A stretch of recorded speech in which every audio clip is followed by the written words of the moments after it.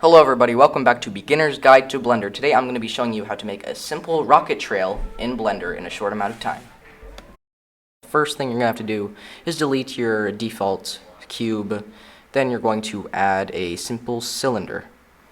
Alright, next thing we're going to want to do is scale up the cylinder just a tiny bit so it can get like that simple rocket shape. So it's a bit offset from the center of the grid right now, so we're just going to go ahead and go into X view and just move it up so it's flat right on top of the grid. That'll just make it easier for later in the video. So next thing we're going to want to do is add a UV sphere. Alright, so now that we added the UV sphere, we're going to make sure it's nice and centered with that cylinder so there's no offset. And then we're going to add a new particle system, and as you can see there's particles coming out the bottom, but that doesn't really look like a rocket trail much. So we're going to go ahead and make it look more like a rocket trail.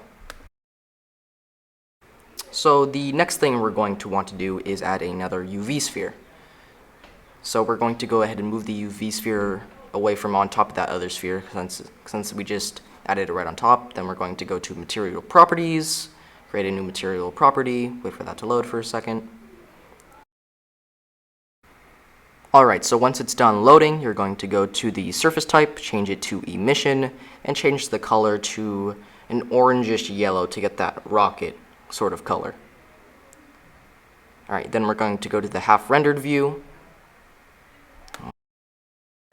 Alright, so it doesn't have really that rocket sort of glow, so what we're going to have to do is change the strength of the emission first. Then we're going to go to the render properties tab, and then we're just going to turn on bloom. So now you can see it has a nice little glow to it, and then it kind of looks like a rocket particle. So the next thing we're going to have to do is go to the particle settings and go to render. Then we're going to have to change the render as halo to render as object. So the next thing we're going to have to do is go to the instance tab and change it to the object that we made our rocket fumes for. So as you see, it's pretty small right now, so we're just going to scale that up a bit so it looks more like rocket fumes. Then the next thing we're going to do is just turn the number up so there's less sphere looking areas, because rocket fumes don't really look like spheres, they look like clouds. That's a tiny bit too much, so I'm going to turn that down a bit more. So as you can see, that looks a lot better, but it's going pretty slow in a downwards position, so we're just going to up the Z velocity in the velocity tab, put that up to, doesn't matter how high it is, as long as it's, oh, see, that is a very simple mistake. I put it as a positive number, but it needs to be a negative number, so it's going downwards if you know your grids. So that is a lot better. As you can see, now it's going in a downwards position. But right now it's just going in a straight line, so we're going to turn up the randomize tab. So it seems to be going in like a sort of sloped form. So I believe that's it. We're going to turn up the size a bit more since it looks a bit small. Move down the sphere so it's not right on top of our rocket. We're going to start from the beginning.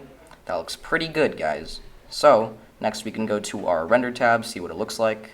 Let it load for a second, and that looks pretty good.